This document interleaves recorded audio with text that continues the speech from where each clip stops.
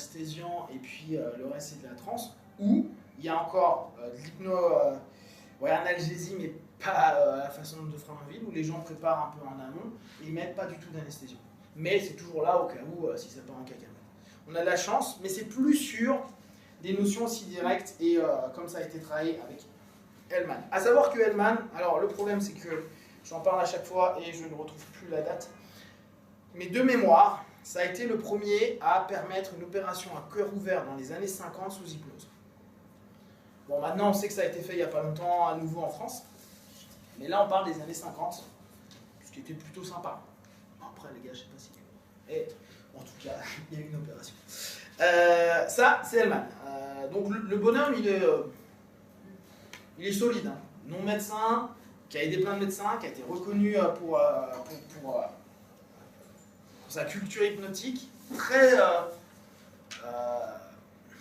non conventionnelle dans la manière de faire de l'hypnose, et en même temps qui crée plein de concepts qui aujourd'hui, pour nous, hypno au quotidien, c'est vraiment super ce qu'il propose.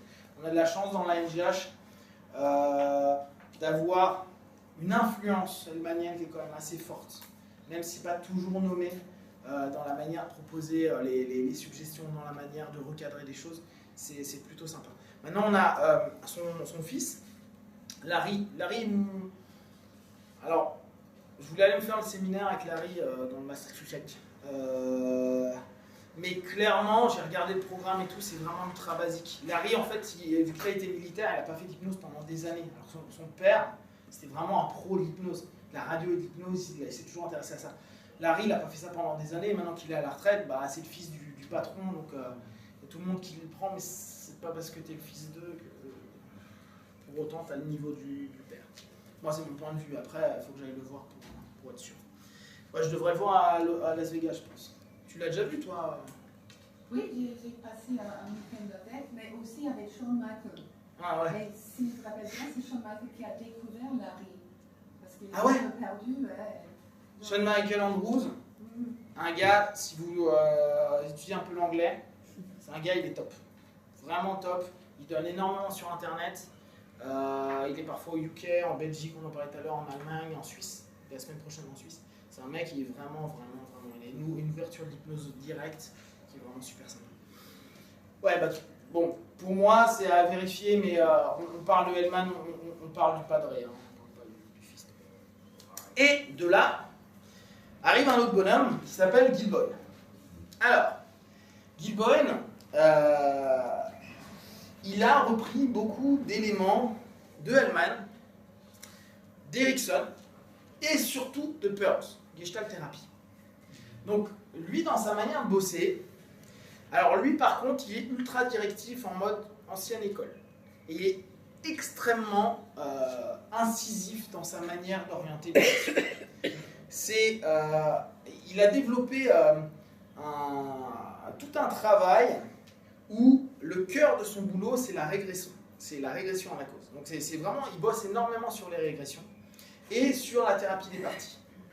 Donc autant Hellman a travaillé sur le tout-putain, autant le maître fondateur de la thérapie des parties, et pour ceux qui ont vu d'autres courants, notamment ericksonien ou PNL, vous avez déjà vu le Rossi. Okay. Rossi, il a repris en gros un cheminement que Boyne avait développé des décennies avant. Des décennies, j'exagère peut-être un peu, mais bien avant, et qui avait vraiment un travail spécifique. Pourquoi? Parce qu'il travaillait énormément avec Pearls. Donc, Pearls, Gestalt Thérapie. Gestalt. Ok, d'accord. Bonne thérapie. N'hésitez pas à ouvrir quelques bouquins dessus. Il y a ne serait-ce que les marabouts de base, qu'est-ce que la Gestalt? Vous allez voir, il y a des trucs très très très sympas et qui s'accordent mais parfaitement avec ce qu'on fait en hypnose. Notamment le fait qu'on ait plein de parties de nous et discuter avec ces parties de nous. Vous avez déjà vu la thérapie de la chaise vide? Vous mettez une chaise là et vous mettez là. Vous mettez votre patient. Et tu dis, bah voilà, moi demain, et je vais faire, ouais, j'ai ça à te dire.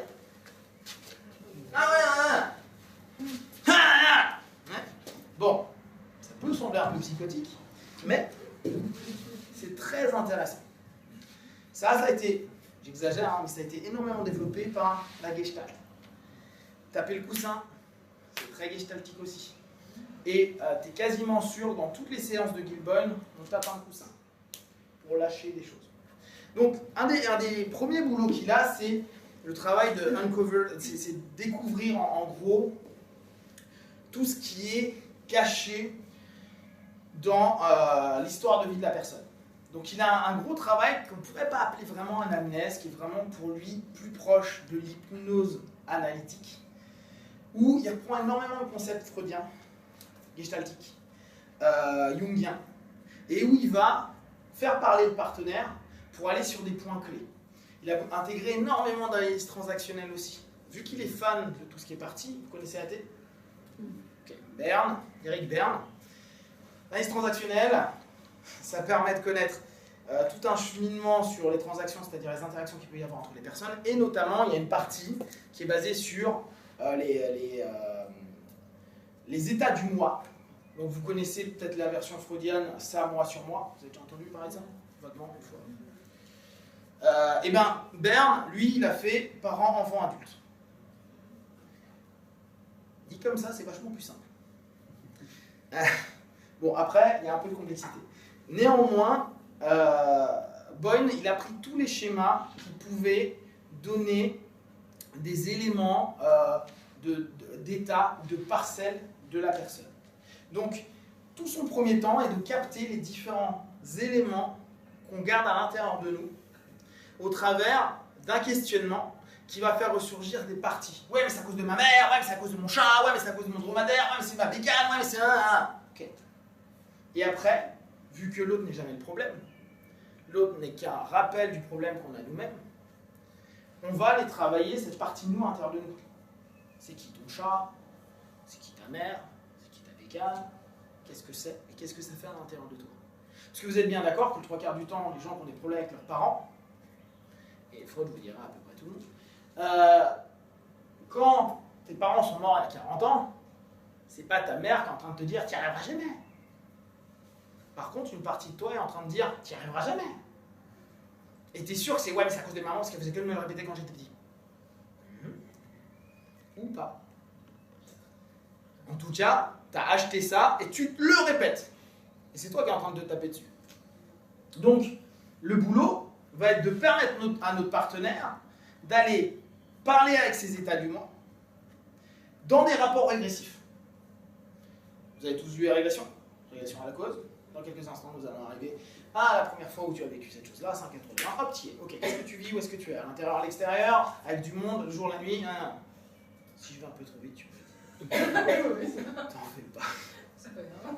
La vidéo, elle sera sur le site. T'en fais pas. Elle sera sur le site de la NGH. Encore un autre site de la NGH. Alors, en gros, quand tu fais une régression... je dois vous faire ça un peu plus rapide, en fait. Bon, t'as 5 ans et puis ça suffit. Voilà, c'est terminé. Ouais, non, parce que le 5 ans, il est intéressant, mais il n'est pas toujours réaliste. C'est-à-dire que si tu prends la notion en régression, on dit souvent, ouais, il faudrait aller avant 5 ans, parce que tout joue avant 6 ans, etc. etc. Le truc, c'est que tu as des éléments traumatiques qui se sont passés a posteriori, qui sont des repeats, mais si tu ne vas pas voir le repeat, tu ne vas pas comprendre le pattern initial. Donc il faut parfois arriver sur un élément de régression qui est hyper intense, mais qui n'est pas l'élément initial, qui est un élément secondaire, mais qui t'amènera dans la régression de la régression.